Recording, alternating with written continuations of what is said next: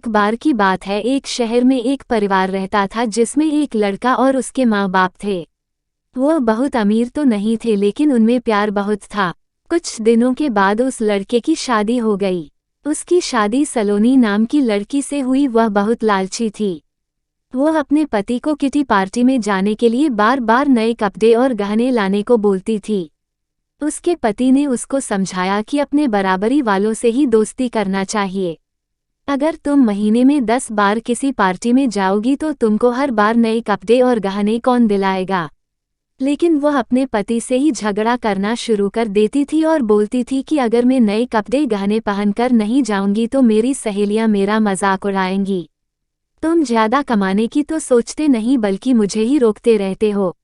इसके बाद वह अपनी सास के पास गई और बोली, माँ जी आप मुझे अपने गहने दे दीजिए, मुझे किटी पार्टी में पहन कर जाना है। उसकी सास हैरान होकर बोली, हमारे समय में बहू अपनी सास को गहने रखने के लिए देती थी लेकिन तू मुझसे ही गहने मांग रही है। उसकी इन हरकतों से सारा परिवार दुखी था। एक दिन सलोनी की सहेली शिल्पा घर आई। उसने सलोनी की सास से सलोनी के बारे में पूछा। उनने बताया कि सलोनी पार्टी में गई है। शिल्पा ने सलोनी की सास से पूछा, आप इतनी दुखी क्यों दिख रही है। तब उनने सारी बात बताई कि सलोनी किस तरह बार बार नए गहने और कपड़े की डिमांड करती है और सारे पैसे इन पर ही खर्च कर देती है। वह शिल्पा से पूछती है कि ज़्यादा जरूरी क्या है, रोटी या ये दिखावा। शिल्पा ने कहा कि जरूरी तो रोटी ही है, लेकिन सलोनी को ये बात समझानी होगी। सलोनी की सास ने पूछा, वह कैसे। इसके बाद शिल्पा ने कहा, देखते जाइए।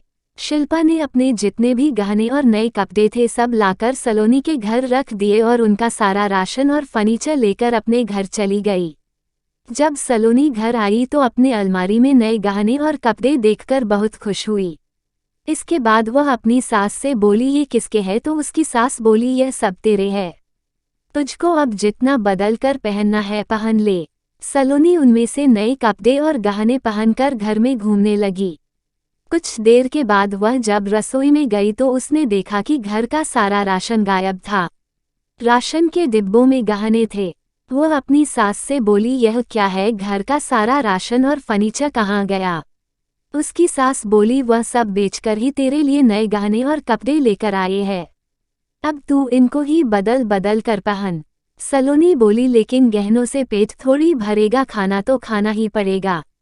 तभी सलोनी की सहेली शिल्पा भी आ गई। उसने कहा, जब पहले तुम्हारी सास ने तुमको समझाया तब तुम नहीं मानी, इसलिए हमने ये सब किया।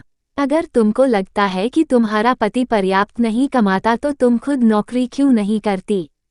तुमको इन फालतू के दिखावे से बचकर अपने घर पर ध्यान देना चाहिए। अब सलोनी को अपनी गलती का एहसास हो चुका था।